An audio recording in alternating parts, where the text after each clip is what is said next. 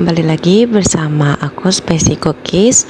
Sebelum kita masuk ke pembahasan, aku mohon maaf karena saya sudah bilang bahwa saya akan mengupload pada tanggal 7, namun ternyata tanggal 9 pada jam 12 malam ini baru bisa recording. Jadi terima kasih atas kesabaran teman-teman semua telah menunggu video pembahasan Juni 2021 untuk nomor 21 sampai 25. Karena saya baru sadar bahwa ternyata untuk nomor 21 sampai 25 ini belum terrecording, sedangkan untuk nomor 26 sampai 30 itu sudah selesai.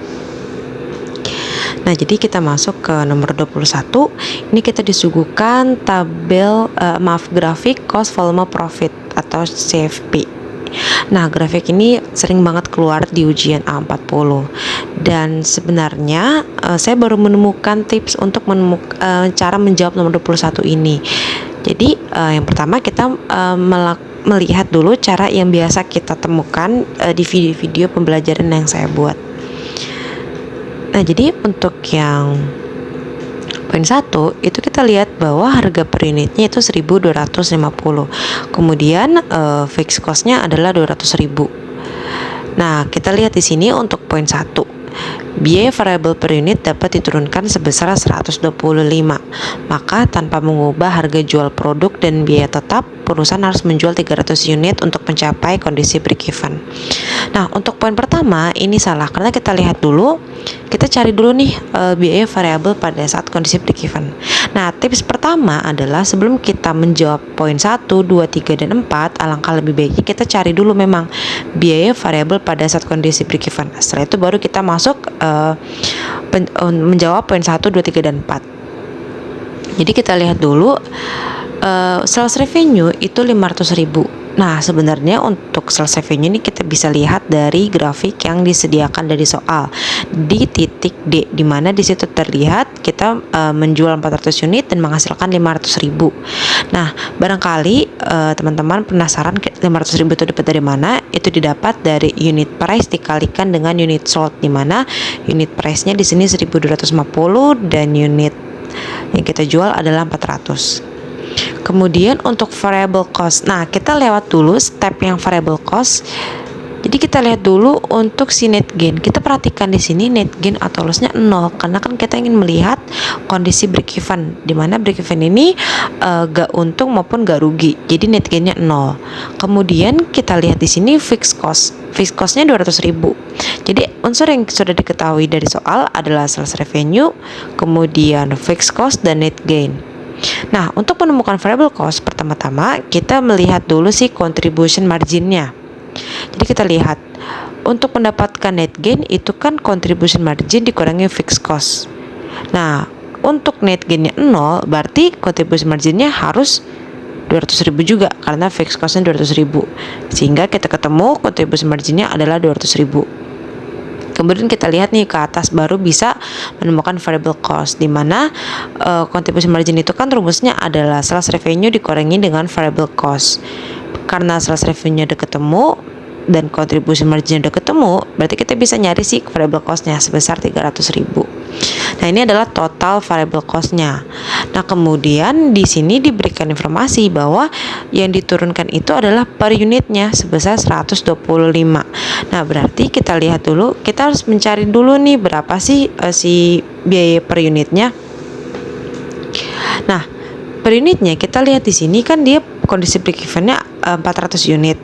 Dengan total variable cost-nya adalah 300.000. Berarti kita tinggal bagi aja 300.000 bagi 400. Hasilnya adalah 750. Kemudian karena dibilang berkurang sebesar 125, maka si unit variable cost-nya menjadi 625. Sehingga dengan menggunakan cara yang sama tadi, menggunakan unit volume profit analysis, kita lihat di sini sales revenue-nya itu 1.250 kali 300, kemudian variable cost-nya itu 625 kali 300. Karena kenapa dikali 300? Karena di sini dia bilang bahwa untuk mencapai break even kita harus 300. Oke, kita coba dulu deh 300. Kemudian ketemu contribution margin, fixed cost-nya tetap 200.000 dan kita lihat bahwa ini salah. Dia ternyata mendapatkan loss sebesar 12.500.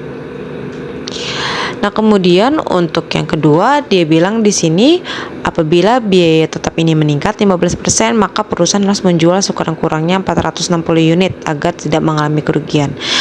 Nah, caranya sama seperti tadi. Jadi kita lihat di sini fixed cost-nya menjadi 230.000. Kemudian sales revenue-nya itu dapat dari 1.250 dikalikan dengan 460. Variable cost-nya 750 dikalikan dengan 460. Kemudian ketemu contribution margin-nya sebesar 230.000. Nah, karena fixed cost-nya 230.000, maka net gain-nya 0. Jadi untuk pernyataan yang kedua itu betul. Nah, kemudian untuk yang ketiga, dalam kondisi break even, total biaya variabel adalah 300.000. Nah, ini sudah kita temukan pada perhitungan yang pertama. Jadi untuk yang poin 3 itu betul. Kemudian kita lihat yang keempat, unit dijual dengan harga 500 lebih tinggi dari biaya variabel per unitnya. Nah, kita lihat lagi nih, unit variable cost tadi kan 750 dan unit price-nya 1.250. Jadi kita tinggal kurangin aja nih selisihnya, ternyata 500. Jadi untuk poin 4 itu betul. Nah, jadi jawabannya untuk nomor 21 adalah yang D, 2, 3, dan 4. Nah, tadi kan kita menggunakan cara yang cukup panjang, menggunakan unit volume analysis. Nah, kita bisa menggunakan cara yang berbeda dan lebih cepat, yaitu menggunakan rumus break even point, di mana break even point ini rumusnya adalah fixed cost dibagi dengan unit contribution margin, di mana unit contribution margin itu adalah unit price dikurangi dengan unit variable cost. Jadi dari situ, karena break even point ini dalam satuan unit, jadi cara membacanya adalah ketika kita memproduksi sekian unit, maka kita menghasilkan break even point, seperti itu. Jadi karena break even point unitnya udah ketemu di soal ini, kemudian juga fixed cost-nya udah ada, kemudian unit price-nya ada, kita bisa menggunakan unit variable cost, seperti itu. Nah, sekarang kita masuk ke nomor 22. Nah, tadi kan kita sudah melihat soal nomor 22, dan sekarang kita lanjut masuk ke pembahasan. Nah, tadi kan diketahui ada data dari suatu perusahaan asuransi kesehatan, dan kemudian ada beberapa data, dan yang ditanyakan adalah incurred claims atau klaim yang terjadi. Nah, tadi kita menemukan ada nih istilah combined ratio. Nah, combined ratio itu rumusnya adalah loss ratio ditambah dengan expense ratio. Nah, kalau kita lihat tadi data sebelumnya, kita nggak ada nih mengenai loss ratio dan expense ratio. Yang ada adalah perbandingan terhadap kedua rasio tadi. Nah, kita perlu catat bahwa loss ratio itu rumusnya adalah incurred claims dibagi dengan earned premium. Sedangkan untuk expense ratio itu adalah expense insurance dibagi dengan earned premium. Nah, jadi karena tadi combined ratio adalah loss tambah expense, berarti kita bisa menuliskan seperti ini. Nah, tadi kan kita diketahui bahwa loss ratio bagi expense ratio itu adalah 5/2. Berarti kita bisa tuliskan seperti ini persamaannya. Nah, setelah itu kita harus mencari expense insurance-nya nih. Nah, kenapa kita harus mencari expense insurance? Karena di data itu bukan expense yang kita cari. Jadi di soal itu kan ada investment expense. Nah, itu bukan expense yang kita maksud. Jadi expense yang di dalam ini maksudnya adalah seluruh beban yang ada di perusahaan tersebut. Jadi di sini ada expense insurance. Nah, kemudian kenapa kita bisa mencari expense insurance berdasarkan persamaan yang ini, sedangkan tadi aja incurred claims-nya justru kita harus cari kan gitu. Bisa karena kita tahu bahwa perbandingan antara loss ratio dan expense ratio itu 5/2. Dan loss ratio ditambah expense ratio merujuk data yang tadi itu lebih dari 1. Jadi kita bisa asumsikan bahwa loss ratio dibagi expense ratio itu 5/2. Itu bukan asumsi, jadi itu data, tapi kita bisa mencari expense insurance berdasarkan rasio ini, loss ratio dibagi dengan expense ratio. Nah, jadi bentuknya adalah seperti ini. Nah, kita perhatikan di sini bahwa expense ratio itu kita bisa tulis di sini sebagai 2/7. 2/7 didapat dari rasio yang di soal, di mana loss ratio dibagi dengan expense ratio 5/2. Jadi kita bisa bilang bahwa expense rasionya itu adalah 2/7. Nah, karena kita ketahui bahwa earn premiumnya itu 650.000, maka kita bisa menemukan si X-nya ini atau si expense insurance-nya ini menjadi ketemu 185.714,85714. Nah, jadi untuk combine ratio kita bisa tuliskan, tinggal masukin aja angka X-nya jadi seperti ini. Nah, kembali diingat bahwa yang ditanya ikan itu adalah si incurred claims-nya berdasarkan data yang kita punya. Nah, untuk mencari incurred claims-nya ini kita menggunakan metode trial error. Jadi kita coba opsi dari A sampai E mana yang cocok berdasarkan data yang ada, di mana combine rasionya itu lebih dari 1. Nah, kita lihat untuk yang A dia bilang di sini 475.000. Nah, berarti sebenarnya kita tinggal masukin aja angkanya dan kita hitung di kalkulator. Nah, ketemu hasilnya adalah 1,01.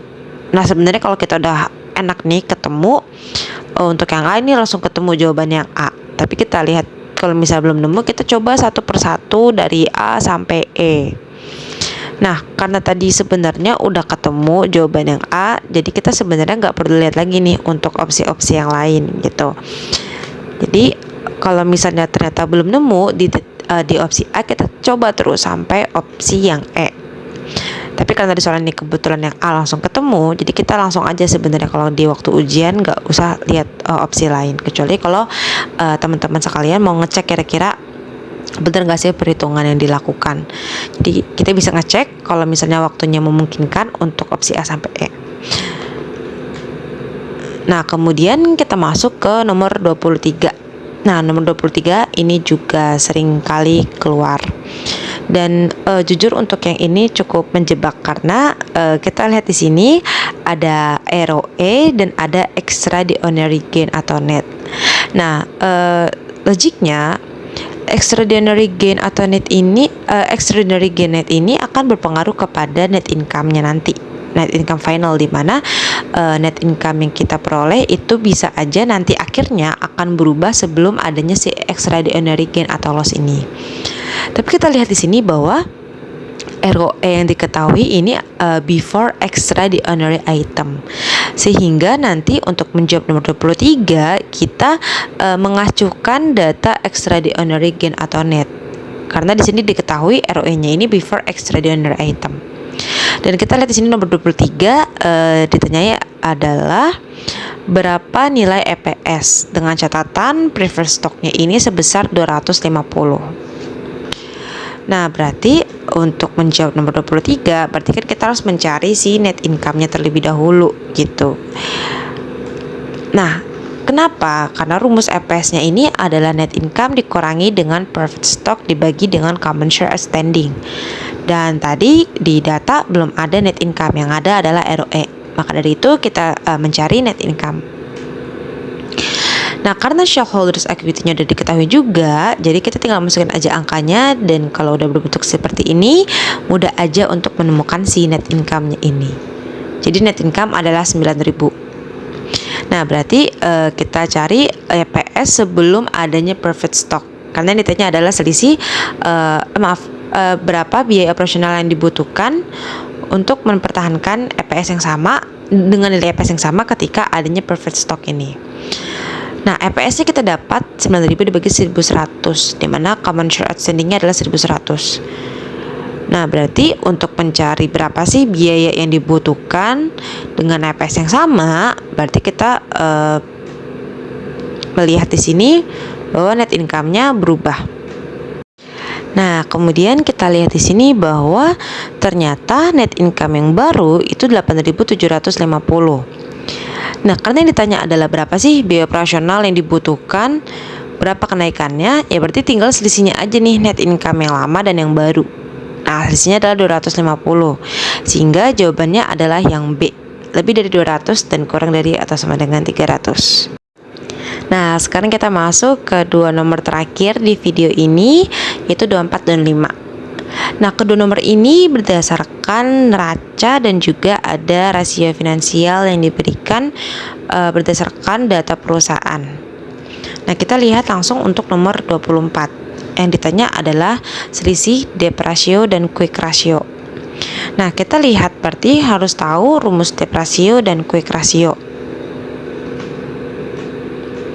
Nah, ini adalah neraca yang tadi dari soal dan kita lihat debt ratio. Nah, debt ratio adalah total liability dibagi dengan total aset. Nah, dua data ini sudah ada di neraca, jadi sebenarnya kita tinggal masukin aja angka-angkanya. Begitu juga dengan quick ratio. Quick ratio rumusnya adalah current asset dikurangi inventory dibagi current liability, di mana ketiga data ini juga sudah ada di neraca. Jadi untuk debt ratio kita tinggal masukin angkanya, ketemu 0,4915, dan untuk quick ratio ketemu hasilnya 0,88. Karena yang ditanya adalah selisih, berarti kita tinggal kurangin aja nih quick ratio dan debt ratio. Hasilnya adalah 0,39308. Jadi jawabannya adalah yang C, lebih dari 0,35 dan kurang dari atau sama dengan 0,45. Nah, sekarang kita masuk ke soal terakhir di video ini, nomor 25. Yang ditanya adalah ROA ditambah dengan ROE. Nah, untuk pengerjaan nomor 25 ini cukup panjang karena berdasarkan neraca yang kita punya, kita harus mencari ROA dan ROE. Sedangkan untuk ROA itu kita membutuhkan laba bersih dan ROE juga sama gitu. Jadi kita nggak ada nih data mengenai laba. Nah, tapi kita lihat di sini ada rasio finansial yang diberikan di soal. Jadi kita mencari labanya itu berdasarkan rasio finansial yang diberikan.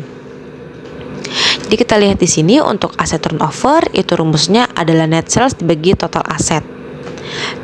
Jadi kita pertama mencari net salesnya dulu. Karena total aset dan aset turnovernya udah ada, berarti kita tinggal kalikan saja, ketemu net salesnya seperti ini 61.950. Nah, mungkin teman-teman bertanya-tanya, loh kan kita butuhnya laba bersih bukan net sales. Nah, net sales itu dibutuhkan untuk perhitungan net profit margin, dimana net profit margin ini dari sini kita bisa menemukan laba bersih. Makanya di sini terlihat dari rumus kita butuh juga nih penjualan bersih atau net sales. Makanya kita hitung dari si asset turnover tadi. Nah, karena NPM atau net profit marginnya udah ketemu dan penjualan bersih atau net salesnya udah ketemu juga, kita bisa mencari si laba bersihnya ini. Nah, karena laba bersihnya udah ketemu dan total aset serta stockholder equity-nya juga udah ada nih datanya, kita bisa langsung masukin aja nih untuk si ROA-nya.